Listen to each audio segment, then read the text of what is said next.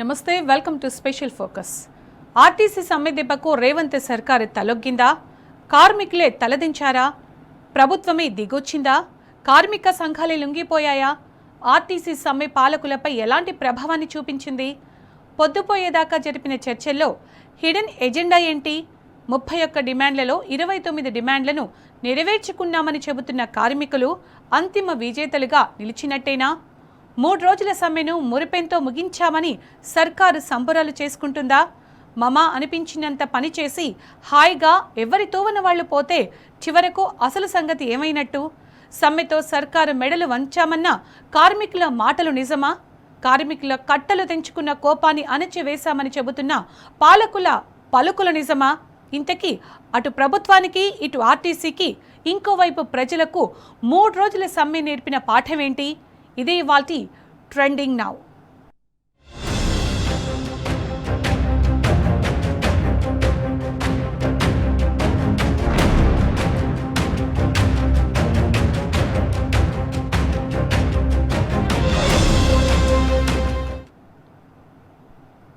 కాంగ్రెస్ సర్కార్ ఎట్టకేలకు దిగొచ్చింది. తెలంగాణ తొలి సీఎం కేసీఆర్ ప్రారంభించి పూర్తి చేసిన ఆర్టీసీ విలీన ప్రక్రియకు 2.5 ఏళ్ల తర్వాత తలొగ్గింది. కార్మికుల సమ్మెతో దారిలోకొచ్చిన ప్రభుత్వం విలీన ప్రక్రియకు కమిటీ వేసేందుకు ఒప్పుకుంది. సుదీర్ఘ చర్చల అనంతరం పలు డిమాండ్లకు అంగీకారం తెలిపింది. చర్చకు ముందు ఆ తర్వాత అన్నట్టుగా సాగిన సమ్మెలో ఎవరు విజయం సాధించినట్టు? పాలకుల, కార్మికుల?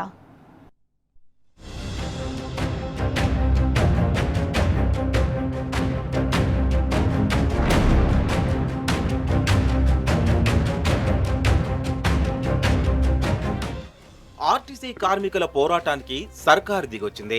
సుదీర్ఘ చర్చల అనంతరం పలు డిమాండ్లకు అంగీకారం తెలిపింది. నాడు కేసీఆర్ ప్రకటించిన అపాయింట్మెంట్ డేను తిరిగి ప్రకటించేందుకు కమిటీ వేస్తామని చెప్పడంతో జేఏసీ నేతలు ప్రభుత్వ ప్రతిపాదనలకు అంగీకరించారు. యూనియన్ల పునరుద్ధరణ అంశాన్ని మేనిఫెస్టోలో పెట్టి ఇన్నాళ్లు మోసగించిన ప్రభుత్వం చర్చల్లో కూడా అదే నాంచివేత ధోరణిని అవలంబించింది. యూనియన్ల పునరుద్ధరణపై కార్మిక సంఘాల నేతలు ఇప్పటికిప్పుడు నిర్ణయం తీసుకోవాలని పట్టుబట్టడంతో దానిపై ఆర్టీసీ యాజమాన్యంతో ప్రత్యేకంగా మాట్లాడిన తర్వాతే ఒక నిర్ణయానికి వస్తామని పేర్కొంది. అయినా కార్మిక నేతలు ససేమీరా అని పట్టుబట్టడంతో దానిపై కూడా నిర్ణయం తీసుకొని గ్రీన్ సిగ్నల్ ఇచ్చారు.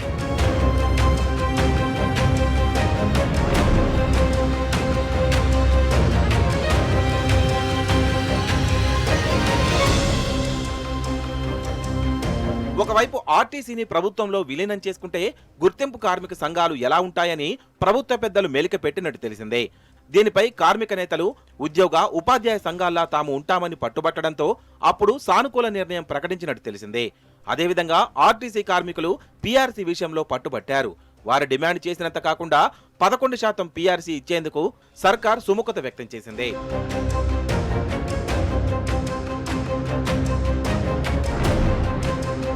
నర్సంపేట ఆర్టీసీ డ్రైవర్ శంకర్ గౌడ్ అంత్యక్రియలు ముగిసిన తర్వాత జరిగిన చర్చల్లో ప్రభుత్వం తీవ్రమైన తాత్సారం చేసిందని కార్మికులు ఆగ్రహం వ్యక్తం చేశారు.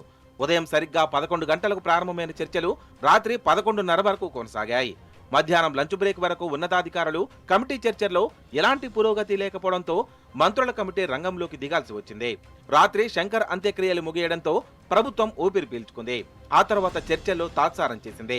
ఒకవైపు కార్మిక సంఘాల నేతలను చర్చల్లో కూర్చోబెట్టి మంత్రులు, అధికారులు తమ పనులు చేసుకుంటూ వచ్చారు.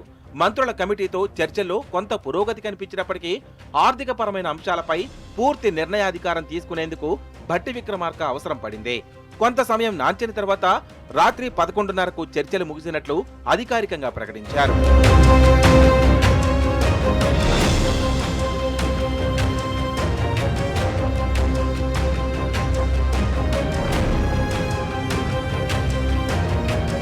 ఆర్టీసీ కార్మికుల దశాబ్దాల నాటి కల ప్రభుత్వంలో ఆర్టీసీ ఉద్యోగుల విలీనం.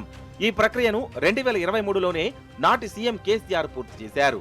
2023 మే, జూన్ నెలల్లో ప్రక్రియ చేపట్టి ఆగస్టులో జరిగిన అసెంబ్లీ సమావేశాల్లో బిల్లు పాస్ చేసి గవర్నర్కు పంపారు. నాటి గవర్నర్ తమిళిసై దానిపై అభ్యంతరం తెలపడంతో మళ్లీ ప్రభుత్వ అధికారులను, ఆర్టీసీ కార్మికులను లోక్ భవన్ కు పంపి గెజిట్ విడుదల చేయించడంలో కీలక పాత్ర పోషించారు. అనంతరం గవర్నర్ నుంచి ఆమోదం రావడంతో ఉన్నతాధికారులతో కమిటీ వేశారు. అదే ఏడాది సెప్టెంబర్ 30న అపాయింట్మెంట్ డే కూడా ప్రకటించారు. ఎన్నికల కోడ్ రావడంతో ఆ ప్రక్రియ పూర్తిగా ఆగిపోయింది. అయితే ఇదే అంశంతో ఎన్నికల్లో లబ్ధి పొందేందుకు విలీన ప్రక్రియతో పాటు యూనియన్ల పునరుద్ధరణ, పీఆర్సీ వంటి అంశాలను కాంగ్రెస్ ఎన్నికల మేనిఫెస్టోలో పెట్టింది. కానీ అధికారంలోకి వచ్చాక ఆ హామీలను అమలు చేయడానికి దాదాపు 2.5 ఏళ్లు తీసుకుంది. ఒక కార్మికుడు అగ్నికి ఆహుతి అయితే గాని కాంగ్రెస్ ప్రభుత్వం ఆ నిర్ణయం ప్రకటించేందుకు ముందుకు రాలేదు. ఆర్టీసీ విలీన ప్రక్రియను కేసీఆర్ మొత్తం పూర్తి చేస్తే ఇప్పుడు కాంగ్రెస్ ప్రభుత్వం దానిపై ఒక కమిటీ వేసి పూర్తి చేసేందుకు కొంత సమయం అడిగింది. మొత్తానికి కేసీఆర్ పూర్తి చేసిన విలీనానికి కాంగ్రెస్ చివర్లో కలరింగ్ ఇచ్చింది. కార్మికుల డిమాండ్ మేరకు ఆర్టీసీని ప్రభుత్వంలో విలీనం చేసేందుకు అధికారులు, కార్మిక సంఘాల నేతలతో కలిసి ఒక అధికారిక కమిటీని ఏర్పాటు చేయనున్నామని డిప్యూటీ సీఎం భట్టి విక్రమార్క వెల్లడించారు. గుర్తింపు సంఘం ఎన్నికల నిర్వహణకు కూడా అంగీకరించినట్టు తెలిపారు. లోతుగా అధ్యయనం చేసిన తర్వాత ప్రభుత్వ వెసులుబాటును పరిగణలోకి తీసుకుని 11% పీఆర్సీ ఇవ్వాలని నిర్ణయించామని వివరించారు. కార్మిక సంఘాలు లేవనెత్తిన డిమాండ్లపై ఆర్టీసీ యాజమాన్యం, కార్మిక సంఘాల నేతలు చర్చించి పరిష్కరించుకోనున్నట్లు స్పష్టం చేశారు. చర్చల అనంతరం ఆర్టీసీ జేఏసీ ఉంచిన 32 డిమాండ్లలో 3 ప్రధాన డిమాండ్ల పరిష్కారానికి ప్రభుత్వం అంగీకరించిందని, మిగతా డిమాండ్లను ఆర్టీసీ యాజమాన్యంతో చర్చించి పరిష్కరించుకోవాల్సిందిగా సర్కార్ సూచించిందని ఆర్టీసీ జేఏసీ నాయకులు తెలిపారు.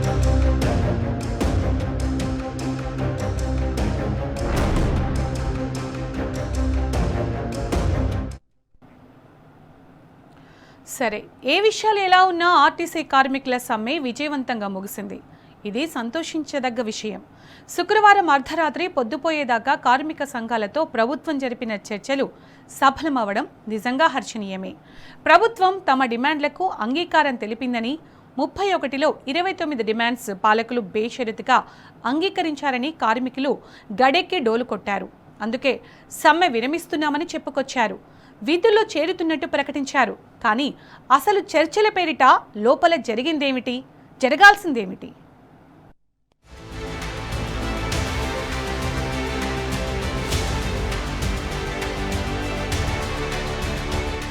ఆర్టీసీ జేఏసీ నేతలు, అధికారుల కమిటీ, మంత్రుల సబ్ కమిటీతో సుదీర్ఘ చర్చలు జరిపింది.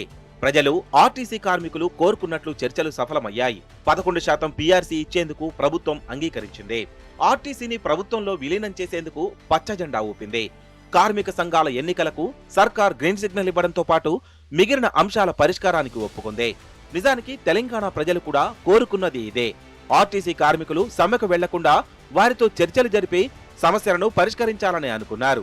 కార్మిక సంఘాలు తమ హక్కులు, డిమాండ్స్, కాంగ్రెస్ ఇచ్చిన హామీలు నెరవేర్చాలని దాదాపు 50 రోజుల క్రితమే కార్మిక చట్టాల ప్రకారం సమ్మె నోటీస్ ఇచ్చారు. అయితే ప్రభుత్వ నిర్లక్ష్యం, కాలయాపనతో కార్మికులు ఏప్రిల్ 22 నుంచి సమ్మెకు వెళ్లాయి.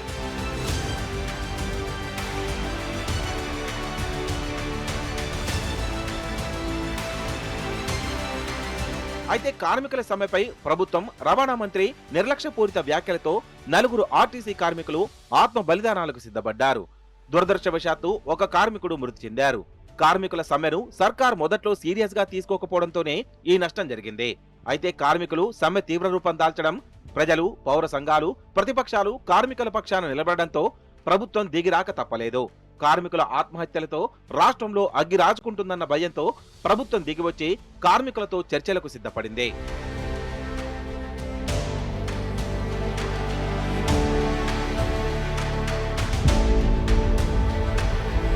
మొత్తానికి సమ్మెను ముగించేలా కార్మికులను ప్రభుత్వం ఒప్పించింది. 31 డిమాండ్స్ లో 2 డిమాండ్స్ ప్రభుత్వంలో విలీనం, కార్మిక సంఘాల ఎన్నికల డిమాండ్స్ మినహా మిగతా 29 డిమాండ్స్ కు ప్రభుత్వం సానుకూలంగా అంగీకరించినట్లు ప్రభుత్వం, జేఏసీ నేతలు ప్రకటించారు. దీంతో మళ్లీ ఆర్టీసీ పయ్యాలు రోడ్డెక్కాయి. లేటుగా అయినా సానుకూలంగా స్పందించినందుకు ప్రభుత్వానికి ధన్యవాదాలు. అయితే ప్రభుత్వం నిర్లక్ష్యం వల్లే ఒక కార్మికుడు ప్రాణం కోల్పోగా మరో 3 ఆసుపత్రిలో ఉన్నారు. ఇది బాధాకరం.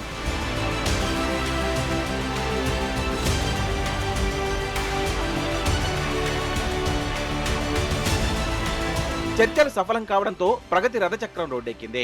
కార్మికులు విధుల్లో చేరారు. అయితే ఆర్టీసీ మనుగడ కోసం ప్రాణాలు తీసుకున్న శంకర్ గౌడ్ కుటుంబానికి మాత్రం ప్రభుత్వం ఎలాంటి భరోసా ఇచ్చిందో స్పష్టత లేదు. అరే, అది చిన్న విషయమని పక్కన పెట్టిన చర్చలు జరిగిన తీరు, అర్ధరాత్రి సమ్మె విరమణ ప్రకటనలు అనేక అనుమానాలకు తావిస్తుంది. అంటే ప్రభుత్వం ఆర్టీసీ కార్మికుల డిమాండ్లకు ఒప్పుకుందా, లేక జేఏసీ నేతలు ప్రభుత్వానికి లొంగిపోయారా అన్న అనుమానాలు కార్మికుల్లో పెరుగుతున్నాయి. ఈ అనుమానాలు పెరగడానికి అనేక కారణాలున్నాయి. ఆర్టీసీ కార్మికులు ఇచ్చిన 31 డిమాండ్స్ లో మొదటి నుంచి 29 డిమాండ్స్ కు అంగీకరించినట్లు ప్రకటిస్తూ వచ్చారు. ప్రభుత్వంలో ఆర్టీసీ విలీనం, కార్మిక సంఘాల ఎన్నికలు తప్ప అన్ని డిమాండ్స్ కు ఓకే అని ప్రభుత్వం మొదటి నుంచి చెబుతూనే ఉంది.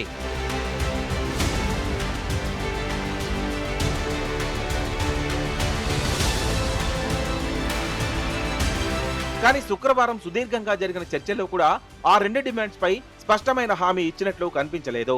కేవలం ఆర్టీసీ కార్మికుల సమ్మెను తాత్కాలికంగా విరమింపజేసేందుకు ఓకే అన్నట్లు కనిపిస్తుంది. కార్మికుల పోరాటం మరింత ఉధృతం కాకుండా ప్రభుత్వాలన్నీ ఎంచుకునే మార్గం ఇదే కదా. అయితే ప్రభుత్వం మొదటి నుంచి చెప్తున్నట్లు ఆ 29 డిమాండ్లకు మాత్రమే బేషరతుగా అంగీకరించిందనేది క్లియర్.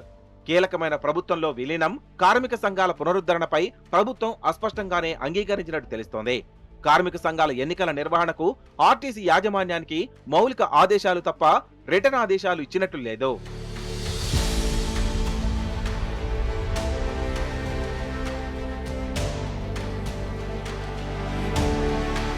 మరో ముఖ్యమైన డిమాండ్ ప్రభుత్వంలో ఆర్టీసీ విలీనం.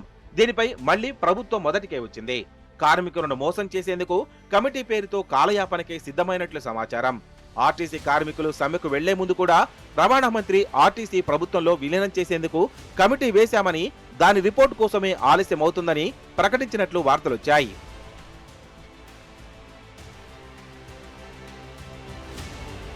బీఆర్ఎస్ ప్రభుత్వం తెలంగాణ ఆర్టీసీని ప్రభుత్వంలో విలీనం చేసే ప్రక్రియను 2023 సెప్టెంబర్లోనే ప్రారంభించింది. విధి విధానాల రూపకల్పనకు కమిటీని ఏర్పాటు చేసింది. కానీ ఇంతలోని ఎన్నికల షెడ్యూల్ విడుదల కావడంతో విలీన ప్రక్రియ మధ్యలోనే ఆగిపోయింది. ఆ తర్వాత అధికారంలో ఉన్న కాంగ్రెస్ ప్రభుత్వం కొత్తగా మళ్లీ కమిటీ పేరుతో ఆర్టీసీ కార్మికులను మోసం చేస్తోంది. ఆ కమిటీలో కార్మిక సంఘాలు, అధికారులు ఉంటారని సూత్రప్రాయంగా అంగీకరించిన కమిటీ ఎప్పటిలోగా ఏర్పాటు చేస్తారన్న దానిపై క్లారిటీ ఇవ్వలేదు. ఎప్పటిలోగా నివేదిక ఇచ్చేలా గడువు విధిస్తారో చెప్పలేదు.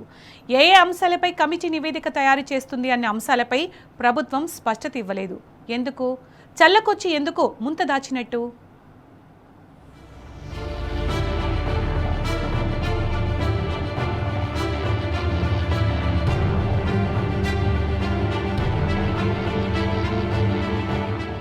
దీన్ని బట్టి అర్థమవుతున్నది ఏంటంటే కమిటీ ఏర్పాటుకు కాలపరిమితి లేదు. కమిటీ నివేదిక ఇచ్చేందుకు గడువు లేదు. అసలు ఆర్టీసీ ప్రభుత్వంలో విలీనానికి కమిటీనా, లేక పూర్తిగా ప్రైవేటీకరణకు కమిటీనా అన్నది క్లారిటీ లేదు. ఇది సమ్మె విరమింపజేసి కమిటీ పేరుతో కాలయాపన చేసేలా కాంగ్రెస్ హిడెన్ ఎజెండాలా కనిపిస్తోంది. కమిటీ వేయడానికి ప్రభుత్వానికి సమయం అవసరం లేదు, అప్పటికప్పుడే వేయవచ్చు. కానీ ప్రభుత్వ ఉద్దేశం వేరే కాబట్టి దాటవేస్తున్నట్లు స్పష్టమవుతుంది. ఇక ఆర్టీసీలో కార్మిక సంఘాల పునరుద్ధరణ, కార్మిక సంఘాల గుర్తింపు ఎన్నికలపై ప్రభుత్వం మౌలిక ఆదేశాలే ఇచ్చింది. కానీ స్పష్టమైన రిటర్న్ ఆదేశాలు ఇవ్వలేదు. ఇది కూడా కార్మికులను మభ్యపెట్టేందుకు ప్రభుత్వం ఎంచుకున్న ఒక జూమ్లా.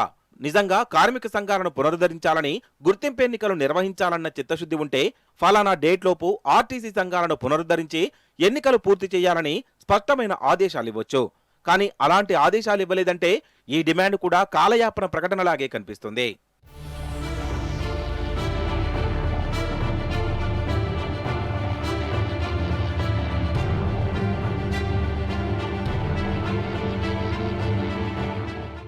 ప్రభుత్వంలో విలీనం, కార్మిక సంఘాల గుర్తింపు ఎన్నికలపై ప్రభుత్వం లోపభూయిష్ట ప్రకటనలు గమనిస్తే మరో డౌట్ కూడా వస్తుంది.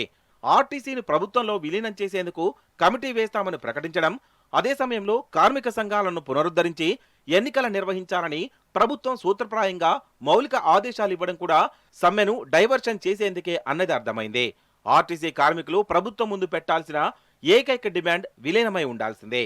అన్ని డిమాండ్లలో ఆ ఒక్క డిమాండ్లోనే అంతర్లీనంగా ఉండేది. కాకపోతే విలీనం, కార్మిక సంఘాల ఎన్నికలు ఏకకాలంలో అయ్యే పని కాదు. ఈ రెండు డిమాండ్లలో ఏదో ఒకటి మాత్రమే అమలుకు సాధ్యమవుతుంది.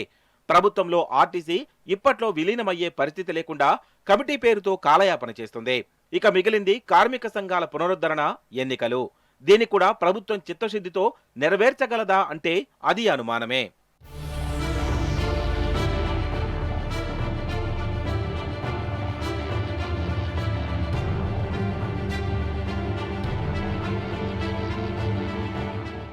అంతేకాదు ఆర్టీసీ అదొక కార్పొరేషన్. ఇందులో పనిచేసే వారిని ప్రభుత్వ ఉద్యోగులుగా గుర్తించే అవకాశం లేదు. ఆర్టీసీలో పనిచేసే వారిని కార్మికులుగానే గుర్తిస్తారు. కార్మిక చట్టాల ప్రకారం వీరికి అన్ని హక్కులు ఉంటాయి. కానీ ప్రభుత్వం చెబుతున్నట్లు ఆర్టీసీని ప్రభుత్వంలో విలీనం చేస్తే వారికి కార్మిక చట్టాలు వర్తించవు. ప్రభుత్వ ఉద్యోగులుగా మాత్రమే చట్టాలు వర్తిస్తాయి. గుర్తింపు కార్మిక సంఘాలు కూడా ఉండవు సరికదా. కార్మిక చట్టం ప్రకారం సంఘాల ఎన్నికలు కూడా ఉండవు. ఇప్పుడు అనుకుంటున్నట్లుగా ఆర్టీసీలో కార్మిక సంఘాలు పునరుద్ధరించినా, గుర్తింపు ఎన్నికలు నిర్వహించినా అది కార్మికుల పోరాటానికి ఏ మేరకు లాభం చేస్తుందో కూడా చెప్పలేం.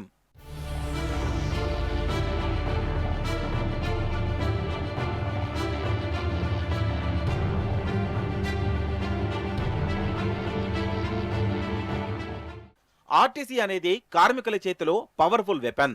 నిత్యావసరాలతో సమానంగా ఆర్టీసీ ప్రజల జీవితంతో ముడిపడి ఉంది. అలాంటి ఆర్టీసీలో కార్మిక సంఘాలను పునరుద్ధరించి ఎన్నికలు పెడితే వారిని బలవంతులుగా మార్చేసినట్లేనన్నది ప్రభుత్వ ఆలోచనగా తెలుస్తోంది. ఆర్టీసీ ఆస్తులను చెరబట్టాలన్న ప్రభుత్వ కుట్రలను నిలవరించే శక్తివంతమైన వ్యవస్థగా ఆర్టీసీని మార్చి భవిష్యత్తులో సవాళ్లను ఎదుర్కొనే సాహసం ఈ ప్రభుత్వం చేయదు. ఒకవేళ కార్మిక సంఘాల ఎన్నికలు నిర్వహించాలని ప్రభుత్వం, ఆర్టీసీ యాజమాన్యం అనుకుంటే ఇక ప్రభుత్వంలో విలీనమనే డిమాండ్ను కార్మికులు వదులుకోవాల్సిందే. చర్చల పేరుతో ప్రభుత్వం వ్యూహాత్మకంగా కార్మికుల చేతులను కట్టేసినట్లు అర్థమవుతుంది.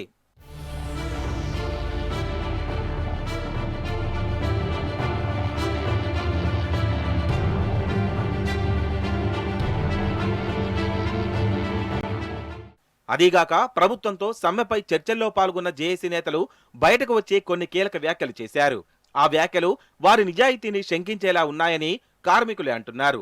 అదేంటంటే ఆర్టీసీ కార్మికులకు గత బీఆర్ఎస్ ప్రభుత్వం ఇచ్చిన హామీలను అమలు చేయలేదని, ఆర్టీసీ కార్మికుల సమ్మెపై కాంగ్రెస్ ప్రభుత్వాన్ని విమర్శించే అర్హత లేదని కామెంట్ చేశారు. ఇది పూర్తిగా పచ్చి అబద్ధం. కార్మికులను మోసం చేస్తూ కాంగ్రెస్ పార్టీ అధికార ప్రతినిధులుగా చేసిన వ్యాఖ్యలుగానే వీటిని చూడాల్సి వస్తుంది. గత ప్రభుత్వం ఆర్టీసీపై మొదట్లో నిర్లక్ష్యం చేసిన ఆర్టీసీ కార్మికుల పోరాటాన్ని గౌరవించి, గుర్తించి కేసీఆర్ ప్రభుత్వం కార్మికుల జీతాలు పెంచింది. ప్రగతి భవన్ కు పిలిపించి అన్నం పెట్టి పీఆర్సీ కూడా ఇచ్చింది. అంతేకాదు ఆర్టీసీని ప్రభుత్వంలో విలీనం చేస్తూ సింగిల్ లైన్ తీర్మానం చేసి అసెంబ్లీలో బిల్ పాస్ చేసి గవర్నర్కు పంపించింది. విధి విధానాలపై అధికారుల కమిటీ కూడా ఏర్పాటు చేసింది.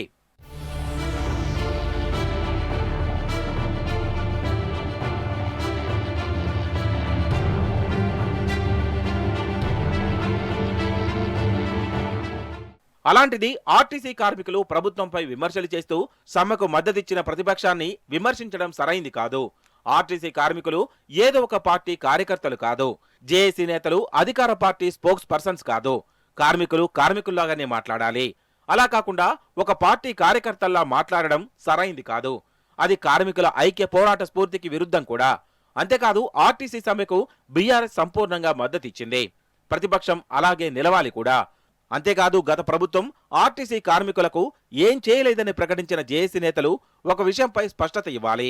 కేసీఆర్ ప్రభుత్వం ఆర్టీసీని ప్రభుత్వంలో విలీనం చేయాలని అసెంబ్లీలో పాస్ చేసినందుకే ఇవాళ విలీనమనే బలమైన డిమాండ్ కార్మికులకు ఆయుధంగా మారింది. అసెంబ్లీలో చేసిన తీర్మానం కార్మికులు బలమైన వాదనకు ఆస్కారం ఇచ్చింది. 31 డిమాండ్ ఒక ఎత్తు, అపాయింటెడ్ డే డిమాండ్ అన్నిటికంటే ప్రధాన డిమాండ్ అయింది కూడా.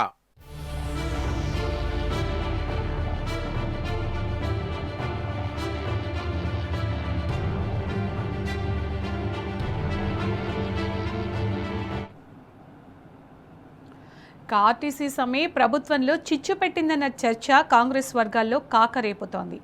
ముఖ్య నేత, రవాణా మంత్రి మధ్య వైరం ముదిరింది అన్న చర్చ జరుగుతోంది. కార్మికుల సమ్మెకు రవాణా శాఖ మంత్రి వైఖరే కారణమని ముఖ్య నేత వర్గం అంటే కాదు, ముఖ్య నేత ఒంటెద్దు పోకడే కారణమని ఆ మంత్రి అనుచర వర్గాలు ఆరోపిస్తున్నాయి. మరి జరుగుతున్న చర్చను, అసలు వాస్తవాన్ని బేరీజు వేసుకుంటే తేలిందేమిటి? రవాణా మంత్రికి తెలియకుండానే ముఖ్య నేత ఐఏఎస్ అధికారుల కమిటీని వేశాడా? ఉప ముఖ్యమంత్రితో వేసిన కమిటీలోనూ ఆయనకు నామమాత్ర పాత్ర ఇచ్చాడా? సమ్మెను అడ్డుపెట్టుకుని పొన్నంకు పొగపెట్టి ఎత్తులు వేస్తున్నాడా? పొలిటికల్ సర్కిళ్లలో హాట్ టాపిక్ ఇదే.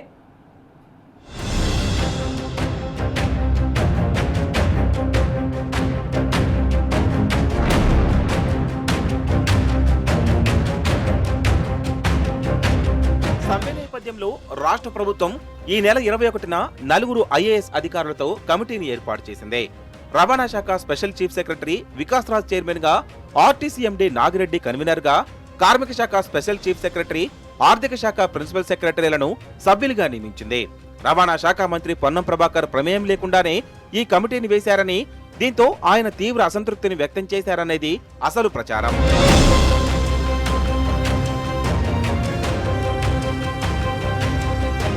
రాష్ట్రంలో సమ్మెలు జరిగిన ప్రతిసారి ముఖ్య నేత సొంత నిర్ణయాలు తీసుకుంటున్నారని, ఆయా శాఖల మంత్రులతో కాకుండా తన షాడోలను చర్చలకు పంపుతున్నారని మంత్రి పొన్నం అనుచరులు ఆందోళన వ్యక్తం చేస్తున్నట్టు తెలుస్తోంది.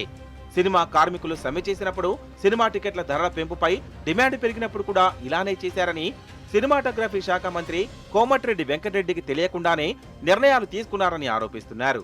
ఇప్పుడు ఆర్టీసీ జేఏసీతో చర్చలకు కూడా ఆ శాఖ మంత్రిగా ఉన్న పొన్నం ప్రభాకర్ కు కనీసం సమాచారం లేకుండానే కమిటీ ఏర్పాటు చేశారని అసంతృప్తి వ్యక్తం చేస్తున్నట్లు సమాచారం.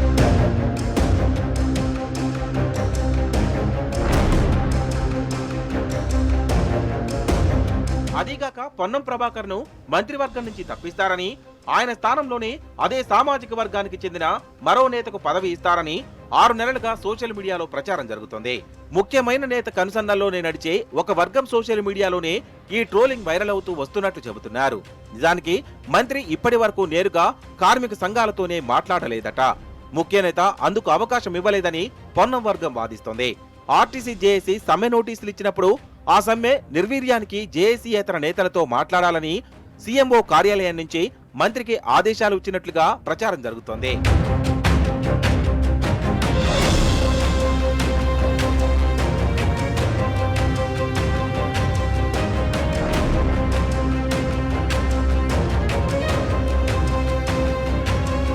ఆ మేరకు కార్మిక జేఏసీలో లేని 7 కార్మిక సంఘాల నేతలను వ్యక్తిగతంగా పిలిపించి మాట్లాడినట్లు సమాచారం. కిందటేడాది మే నెలలో కూడా ఆర్టీసీ కార్మిక సంఘాలు ప్రభుత్వానికి సమ్మె నోటీసులు ఇచ్చాయి. అప్పుడు పాలకులు విభజించు, నిర్వీర్యపరుచు అనే సూత్రం ప్రయోగించి సమ్మెను నిలువరించారు. మళ్లీ అదే ప్రయోగించాలని భావించారు. కానీ అప్పటికే ఆర్టీసీ కార్మికులు అప్రమత్తమయ్యారు. ఆయా సంఘాల నేతలపై ఒత్తిడి తెచ్చారు. ఫలితంగా అనివార్యంగా అన్ని కార్మిక సంఘాలు సమ్మెలో పాల్గొన్నాయి. దీంతో మంత్రి ఉద్దేశపూర్వకంగానే కార్మికులను సమ్మెకు ప్రేరేపించారని ముఖ్యనేత వర్గం ఆరోపిస్తోంది. సమ్మెకు సంబంధించి పూర్తి వివరాలు ప్రభుత్వానికి అందకుండా మంత్రి అడ్డుకున్నారని, ప్రతిపక్ష పత్రికలకు లీకులిస్తున్నారని ముఖ్యనేత వర్గం భావిస్తున్నట్లు విశ్వసనీయంగా తెలిసిందే.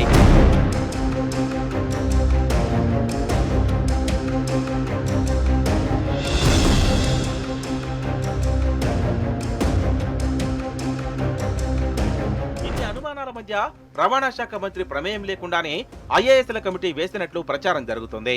డిప్యూటీ సీఎం భట్టి విక్రమార్క ఆధ్వర్యంలో వేసిన మంత్రుల కమిటీలోనూ మంత్రి పొన్నంకు స్థానం కల్పించిన కార్మిక సంఘాలతో చర్చల్లో నామమాత్రపు అధికారాలే ఇచ్చారని ఆయన అనుచరులు గుసగుసలాడుతున్నారు.